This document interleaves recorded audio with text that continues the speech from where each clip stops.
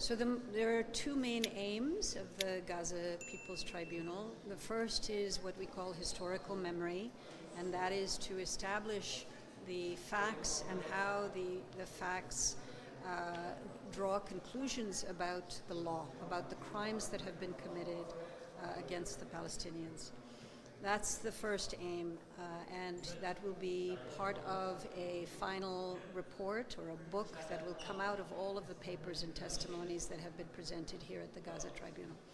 And the second objective is to have this record available for lawyers and activists to use in their advocacy and as well in domestic processes to prosecute individuals who have been part of perpetrating genocide and war crimes and crimes against humanity in Gaza. I have seen it. I haven't read it all. It's quite a large compilation. In fact, it was sent to me in 2 volumes. And of course, the reporting is incredibly important because there has been, at least in the West, a blackout of the truth from the media.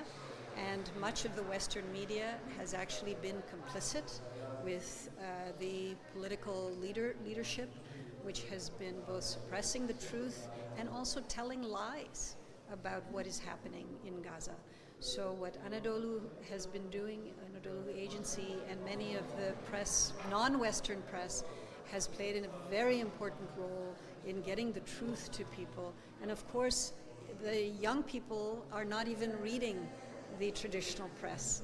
They are watching this genocide online, live, and so having established reporting that supports what they're watching is very important, because I think the truth and the opposition now is being led by young people.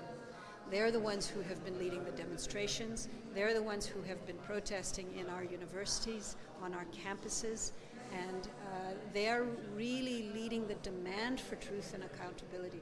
So credible press has played a huge role in this, but again, it's mostly not the Western press. So Turkish press has been very important in this area. Do you think? I think it will help because the International Criminal Court gathers its own evidence. They have very skilled professional investigators.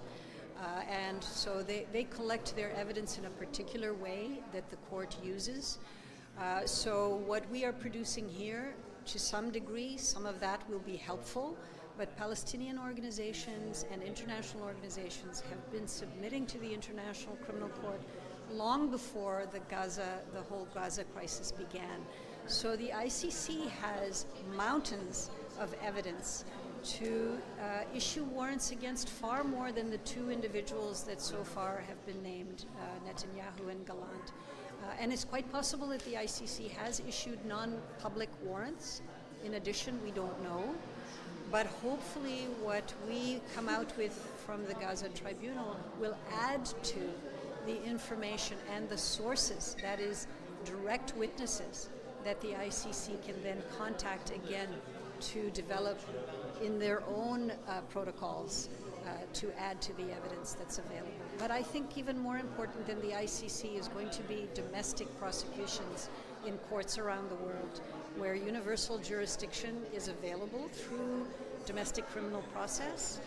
And I think what we produce here will be very valuable in prosecuting individual soldiers, for example, who go on holiday to Greece or France or Italy, and lawyers there who I know are already very active will be able to use some of what we produce here in the People's Tribunal. Of course they are. Of course they are. And that's why they are suppressing so many of our voices, and that's why they have been targeting the individual United Nations special rapporteurs, the UN bodies that have been documenting the crimes in Palestine and in Gaza. They have been trying to delegitimize them, and they have been trying to call them terrorists precisely because they are afraid of these outcomes.